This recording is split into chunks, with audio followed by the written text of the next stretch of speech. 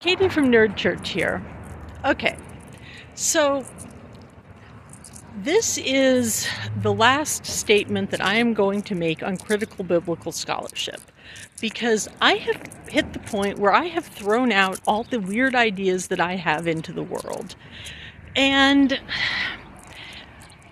the thing is that all these weird ideas are weird ideas that I believe I might have the details wrong, but I think that I've got the beats right. And I don't have the skills to do the hard work. And I also don't have the time to acquire those skills. But I've also hit the point where I can't offer my critique about critical biblical scholarship without touching on things that I don't have the profound knowledge of the genre and the literature to be able to say if this is something that is real or if this is something that I'm just kind of like putting together out of my own head. And what I mean is I'm not talking about the text of the Bible, I'm talking about the scholarly literature. Because there's books that I haven't gotten around to reading yet that might have the answer to the question that I've been asking. And it might be that somebody already answered the question that I'm going to ask in like 1875. And everybody knows this. And why are you being dumb? And there's a reason why we don't do it that way anymore. I don't know. But this is what I do know. I know that YouTube, biblical scholarly YouTube, ScholarTube, Diablo critics, whatever you want to call it. Like, I know you guys because you're the same age as me and my friends, more or less. So I can evaluate you on the first level of peer review that I was ever taught, which was the same peer review that my grandma taught me, which starts out with this. If I had a 13-year-old niece, precisely how far would I trust you to be in her presence? And you know what? For the most part, if you're somebody that I have shouted out on my channel, if you are somebody I have spoken about on my channel, the answer is I would trust you to chaperone my niece, my 13-year-old niece, my 13-year-old nerdy little pious niece. I would trust you to chaperone her at the SBL. And if I wouldn't trust her to stay in your hotel room, it would not be because I did not trust you. It would be because I understand that in 2026, that an unrelated adult man cannot have a 13-year-old girl spend the night in his hotel room, even if his wife is present, without there always being questions about his character. But I would be doing it to protect your reputation, not to keep my 13-year-old niece from being traumatized. And I don't have a better way to say that, because that's the language that my grandma taught me to understand, because she knew that there were going to be times in my life where I was going to be an 18-year-old undergraduate and I needed to know whether or not it was okay for the professor to shut his door. Because the rest of my life could hinge on me getting the answer to that question right. And you know what? I always got that question right. So I'm talking to scholars, men and women and non-binary people. And I'm not throwing in trans in there, because if I say men and women and non-binary people, I've covered the main three genders that are relevant in this world. Okay. So this is what I'm trying to say. I was taught to read the Bible as literature. I was never taught biblical literalism. So when I read a description of the relationship between Jacob and Rachel and Leah and Laban, I'm reading that as literature, and I'm reading that as a story that people are passing down, that people think is worthy of emulation. I'm talking about a story where people who believe themselves to be the descendants of Rachel name their daughters after her, and they name their sons after her husband. And they bless their daughter to be like Rachel. And they tell their daughter to look for a man like Jacob, only, maybe he'd be able to make better choices if, this wasn't happening during the Bronze Age. And I know Jewish people, and I know what they mean when they say that, and they don't mean that they are going to sell their daughter for a flock of sheep, or that they're going to sell their daughter to someone or they're going to sell their daughter to someone for 14 years of labor. They're saying that in their marriage ceremony, the groom is the one who veils the bride's face, because after all, that happened in the Bible once, but you know what? He can trust his in-laws that everything is on the up and up, but also, he's going to be the one who veils his bride's face. But also, that's the point where she goes from being engaged to being a bride. Because in a Jewish wedding, you're not looking at somebody becoming man and woman to each other. You're looking at someone being husband and wife. And maybe that's a weird interpretation, but maybe there's some there. I don't know. I don't have the Hebrew to make that argument. What I do know is that when I phrased Jennifer Bird's argument in the words that she used in her book in front of an Orthodox Jew and a female rabbi, they just about bit my head off for being anti-Semitic, and I deserved it. And the only reason why I was able to come back for that was because I was able to clarify, and I was also able to say honestly, this is not my argument. And even then, I had to issue some really hardcore apologies to still be trusted in that space. And there are people that were in that room who still do not trust me.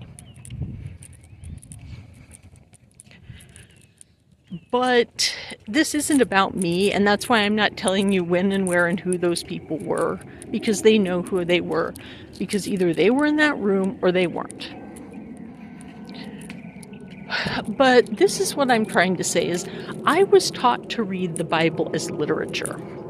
And that meant when I said, okay, a human being who has had the experience that I have had of men, and not just my experience, but the collective wisdom of very attractive working class women who came up in the 1950s when, hitting on your secretary was just something you did because you wanted to shoot your shot, right? That was who raised me. So when I read that story, the first thing that I ask is, they are telling me that this is okay.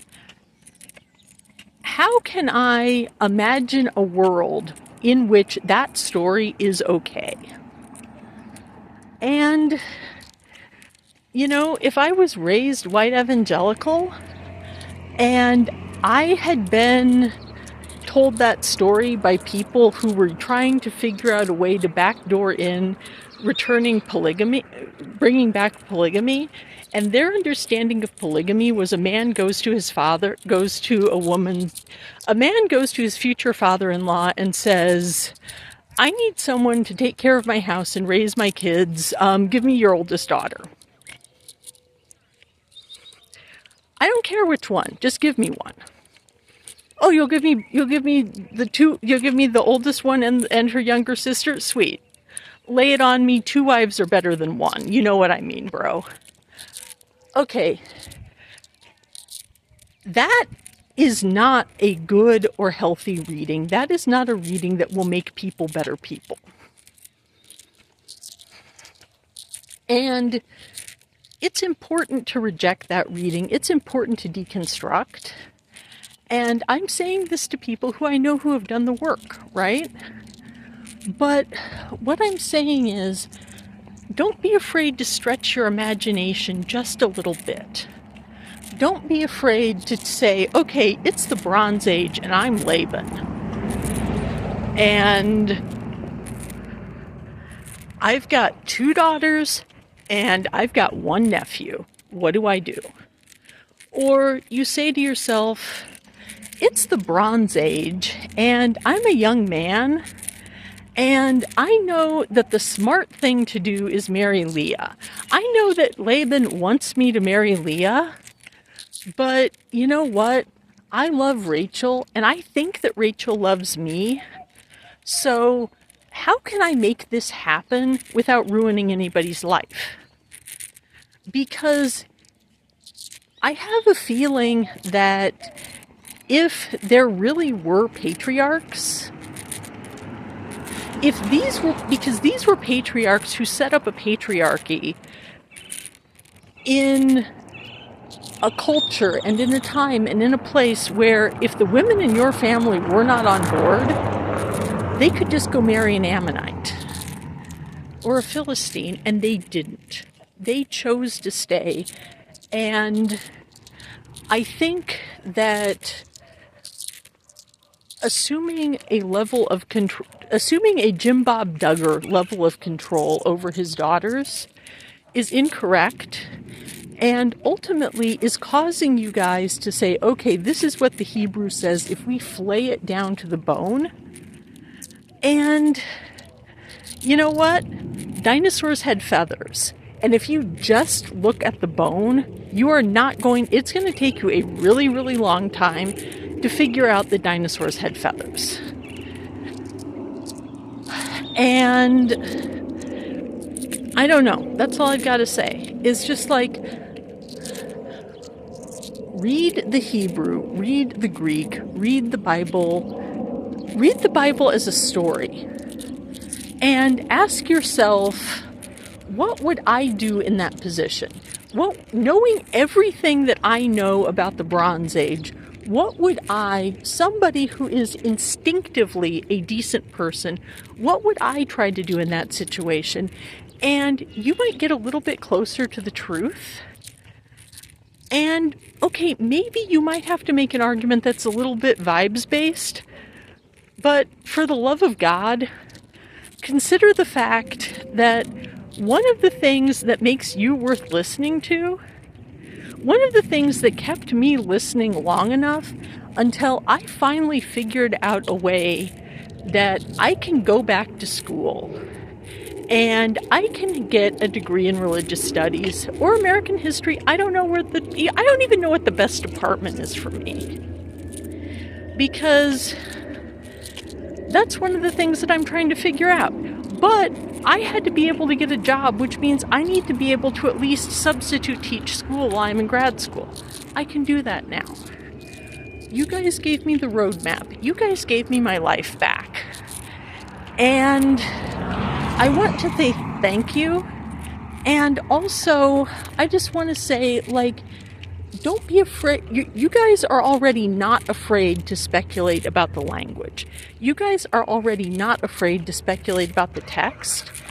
I'm saying, realize that these are stories. It doesn't matter. Are they history? Are they myth? Are they some third genre that we don't even have a name for? I don't know the answer to that question. And frankly, when I'm teaching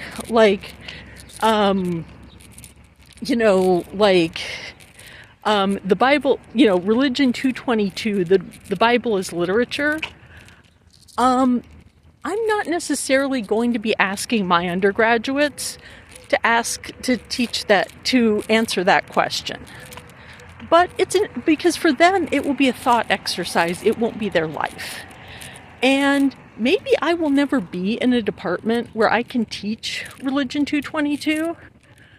But eventually, I can teach that class on YouTube, even if it's an ongoing series, even if it's something that I have to do painfully over the course of the next 50 years. Even if it feels like I'm walking on broken glass as I'm doing it, emotionally, if not physically, I can do that. But I don't think that I'm the only person who can do that. I just think that you guys just enjoy the stories, because I know you enjoy the poetry. Listen to the stories and put yourself in Thomas's shoes. Put yourself in Jacob's shoes. Put yourself in Moses' shoes, and just ask yourself as a thought experiment: what are the actions that what are the motivations that this person could have had for carrying out those actions that would result in people living their lives based on those stories? And then you might have your answer. So that's all I have to say. And the fit for this video, because this is the one and only time I'm going to rip off Dan McClellan, unless I have a damn good reason, is the fit for this video is get lit.